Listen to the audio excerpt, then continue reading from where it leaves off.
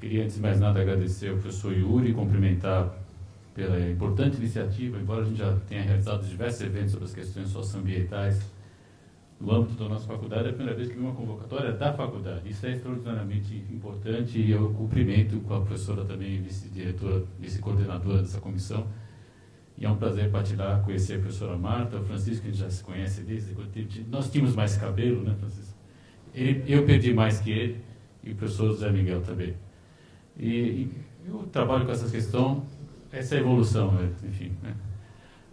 As questões socioambientais, desde que eu ingressei nessa casa em 1989 como aluno, como professor, né, em 83 como aluno, e então já tem algum tempo, né, e essas questões dos recursos naturais têm sido um eixo de discussão a partir da disciplina de Geografia dos Recursos Naturais, embora minhas pesquisas mais recentes tenham trabalhado com as questões que envolvem águas transfronteiriças, especialmente conflitos e cooperação envolvendo a Bacia do Prata, e agora estou subindo um pouquinho mais para a Bacia do Mamoré, eventualmente, e também dialogando muito com os colegas das relações internacionais, naquilo que a gente chama de ordem ambiental internacional, esse conjunto complexo de tratados internacionais que tem gerado aí ampla possibilidade de cooperação e também algumas dificuldades, especialmente para o atual governo, que, por exemplo, se recusa a assumir questões importantes como mudança climática, né? E aí, como obediente, né, embora estava muito tentado, eu fiquei 2 semanas passadas agora navegando pelo Rio Negro, Baixo Rio Negro, uma região belíssima, a convite da Universidade Federal de Roraima, Universidade Federal de Rondônia, Universidade Federal do Ceará, um PROCAD que eles têm lá. E foi uma experiência extremamente rica e importante. Eu quase mudei de assunto, falei, não, mas em respeito ao Yuri, que já estava divulgado, vamos falar de mineração, embora realmente as comunidades ribeirinhas do Baixo Rio Branco, do meu ponto de vista, só para dar uma palhinha rápida, né, eles têm um estilo de vida absolutamente cíclico, muito importante, diálogo muito rico também com comunidades indígenas, mas eu já vi lá as consequências do governo do atual presidente, que eu me recuso a falar o nome desse senhor, por exemplo, Yanomamis caminhando pelas comunidades e os ribeirinhos tendo que assumir, por exemplo, propiciando minimamente alguma condição de reprodução para os Yanomamis que deixam suas terras. Isso eu vi há menos de 10 dias, então realmente isso já mostra claramente, por exemplo, as consequências da falta de política de saúde indígena, entre outras questões, né? E esses são temas que a nossa faculdade tem de discutir, não há dúvida, porque a nossa interpretação é mais rica, ela é mais clara, porque ela é crítica e ela é embasada, né? Então, isso realmente... eu tinha esquecido que tinha sido aqui nessa casa que surgiu a lei das terras indígenas. Isso é um orgulho, isso tem que ser divulgado, tem que fazer um livro sobre isso, se é que já não tem. Ótimo, então divulgue, tem que ser um livrão, não pode ser um livrinho, né? Eu não tinha essa notícia, né? Isso é algo muito importante. Bom, eu organizei em 3 partes para tentar ficar nos 15 minutos. Primeiro, privatização e inserção internacional. Como é que é a regulação da mineração no Brasil? E a pergunta que o professor Yuri desde logo apontou, né? Desastres ou crimes, né? Do ponto de vista, estão diante de crimes ambientais, não há dúvida. E como geógrafo, eu não podia deixar de começar com um mapa, ainda que a resolução, para quem deve estar enxergando muita coisa, mas dá para perceber claramente que o Brasil tem uma diversidade de minerais, esse que importa nesse momento, em especial minério de ferro, enfim, mas também nióbio, mas também níquel, enfim, estanho, cobre, etc. E que isso, de certa maneira, orienta um pouco, tem orientado pelo menos, né, a inserção do país no cenário internacional. Então, vamos lá, para a gente ter tempo de poder falar um pouco mais com vocês. É importante dizer que em 1942 foi criada a Companhia Vale do Rio Doce, num projeto estatal, governo Getúlio Vargas, enfim, com todas as críticas que se possam fazer, Estado Novo, etc, etc. Tem gente gravando, é previsto isso? Ah, então tá bom. É que hoje em dia a gente tem que perguntar. E aí, essa companhia, para simplificar muito a conversa, ela foi privatizada no governo de Fernando Henrique, aliás, egresso dessa casa também, né, em 1997. E a partir daí, algo que é muito curioso, começa a haver em todo o universo da mineração, uma agregação de capital bastante importante, né? E que em linhas muito rápidas torna a Companhia Vale do Rio Doce, hoje a Vale, né, como ela acabou assumindo o nome, com a maior exportadora de minério de ferro e de níquel do mundo, né? E isso torna a Vale, de fato, um grupo, né, uma empresa de extrema relevância para as divisas brasileiras, considerando principalmente que a nossa economia, infelizmente, cada vez mais se tornou exportadora de produtos primários. Então, grande parte dos crimes ambientais que a gente assiste envolvendo Brumadinho, Mariana, enfim, entre outros, tem relação direta com a maneira pela qual o Brasil se insere no cenário do sistema mundo contemporâneo, que é uma visão periférica, uma visão de fornecedor de insumos, né?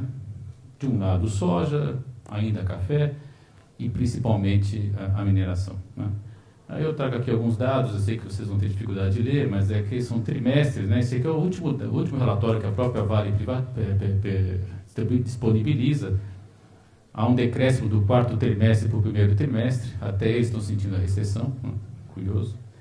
E mais curioso porque eles dependem, inclusive, de exportação para o mercado chinês, mas nos relatórios eles dizem que o grande problema foi realmente Brumadinho, eles não estavam esperando e parece que houve um problema de fornecimento, de exportação para outros polos, outros países, né? E o que é importante chamar a atenção em termos geográficos, o sistema norte, né, é o grande, eles estão falando de Carajás, e o sistema sudeste é o segundo maior produtor, especialmente de minério de ferro, que estão falando de Minas Gerais. Você vai começar a entender os nomes de Mariana, não sei se vocês conseguem ler, enfim, estou tentando mostrar para vocês aqui. Enfim, algumas das localidades, né, que aparentemente se tornaram aí quase que associação com desastres, com mortes, enfim, com devastação ambiental em larga escala, né?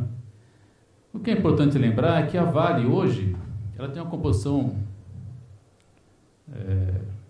de acionistas bastante peculiar, né? 46,4% são investidores estrangeiros. E aí a gente tem que começar a discutir, né? Quem são os responsáveis por esses crimes, né? E é evidente, quando eles assumem 46,4%, se a gente fosse olhar aqui a composição da Mitsui, por exemplo, Bradespar, Litel, Litela, BNDES não, né? Mas Mitsui de novo, e essa Litel, certamente a gente vai encontrar também participação internacional. Então, esse dado de 46,4% que eles divulgam no site, ele deveria ser um pouco mais ponderado à luz desses outros corpos acionistas aqui também, né? Mas, ao fim e ao cabo, o que a gente tem que entender é que grande parte do recurso que a Vale gera vai parar em mãos internacionais. A pergunta é, e o passivo ambiental? Para quem fica? Já que o lucro está indo embora. Bom, falando tudo muito telegraficamente, né?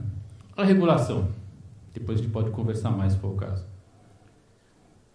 É importante ressaltar que, por meio de trabalhos, a importância da universidade, né, Francisco? A professora Norma Valêncio, já aposentada, nossa grande colega da Sociologia dos Desastres, da Federal de São Carlos, insistiu muito, né?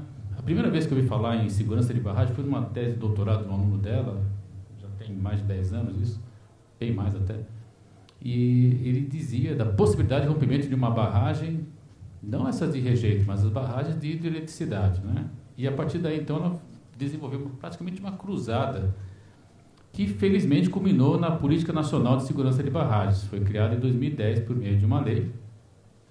E, a partir daí, então, veja, em 2010 apenas, há menos de 10 anos, nós passamos a ter algum tipo de controle, de informação sobre a situação das barragens no Brasil. Sejam elas de rejeito, como é o caso das mineradoras, sejam elas para contenção de água e, a partir daí, geração de energia elétrica, né? Também foi definido que órgão faria a fiscalização das barragens. Você sabe que o Brasil tem um sistema complexo e importante. Nós temos a escala federal, a escala estadual, a escala municipal, e ficou, então, definido que o órgão que, porventura, venha dar a liberação da barragem seria o responsável pela fiscalização. Mas ficaram algumas questões importantes. Uma das mais inquietantes é que a condição de segurança é afirmada pela empresa. Isso hoje foi muito divulgado, né? Acho que recentemente, inclusive depois de Brumadinho, toda a polêmica envolvendo a contratação de consultorias internacionais, quando nós temos no Brasil profissionais muito qualificados também para fazer esse tipo de análise. Mas, é claro, a empresa fala, não, está tudo bem, beleza, e quando a empresa fala está tudo bem, beleza, num quadro, nós temos, segundo consta, 40 fiscais para fiscalizar o Brasil todo, vocês vão ver os números daqui a pouco, são mais de 3 mil barragens, né? É evidente que eles vão fiscalizar aquelas que não está tudo bem, beleza, né? E aí começam os problemas. Além disso, a empresa é obrigado, o empreendedor, qualquer que seja ele, né, a trazer um plano de segurança de barragem e um plano de emergência.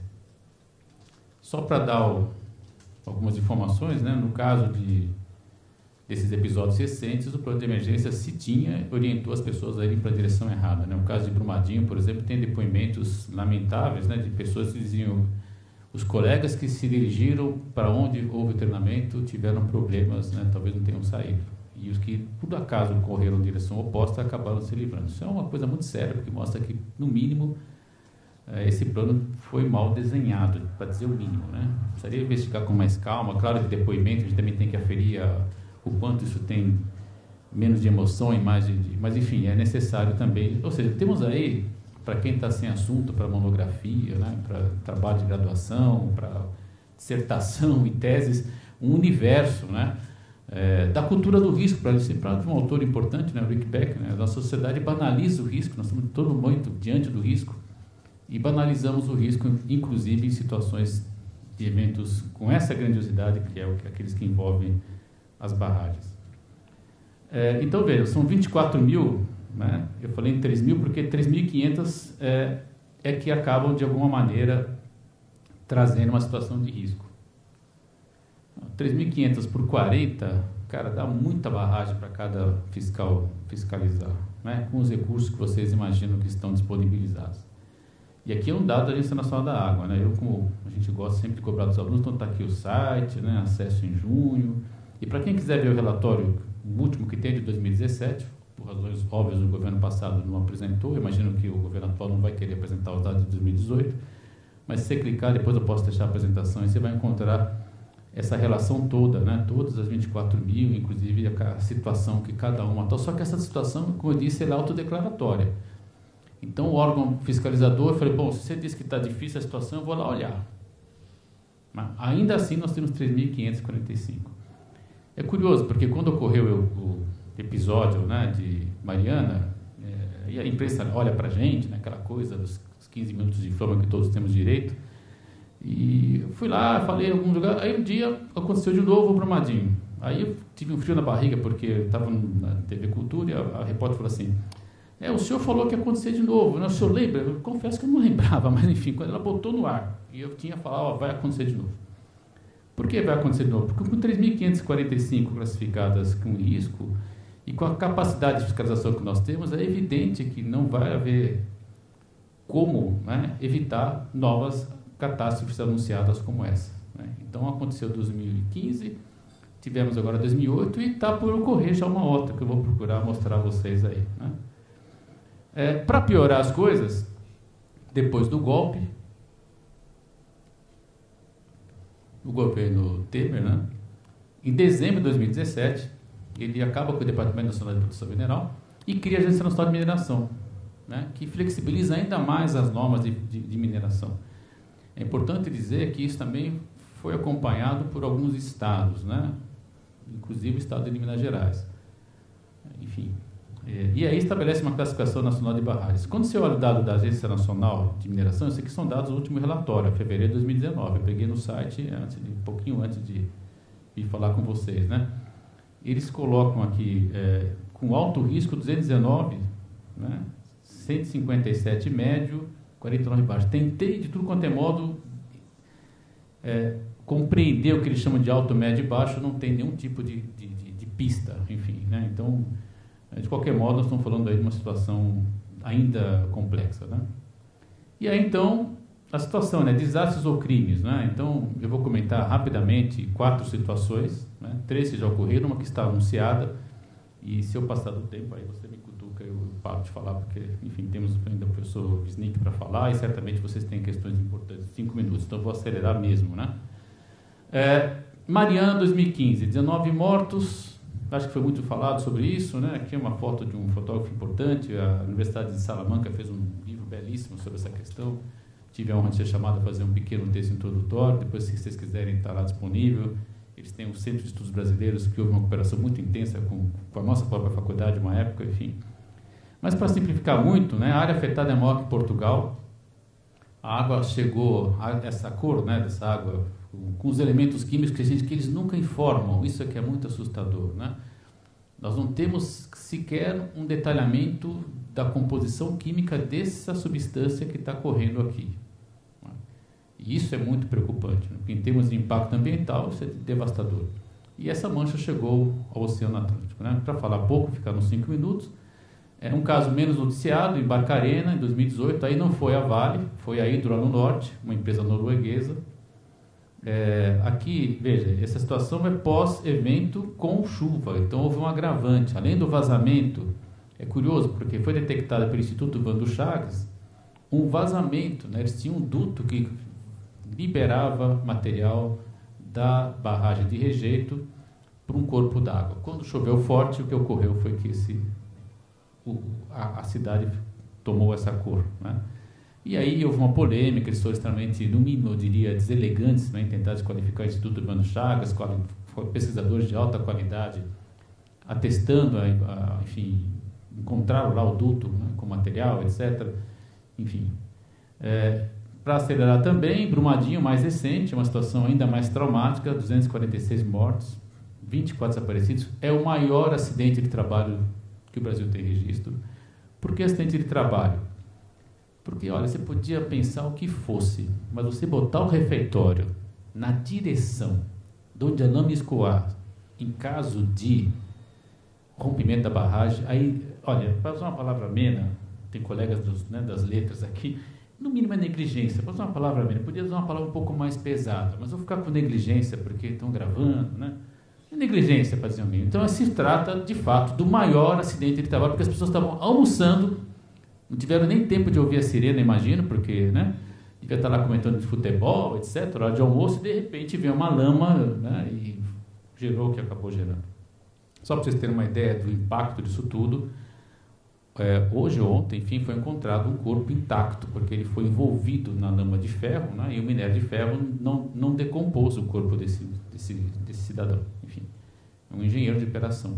Então, quer dizer, inclusive pessoas de alta qualificação, não foram apenas operários, como andaram se dizendo, era só o peão. Não.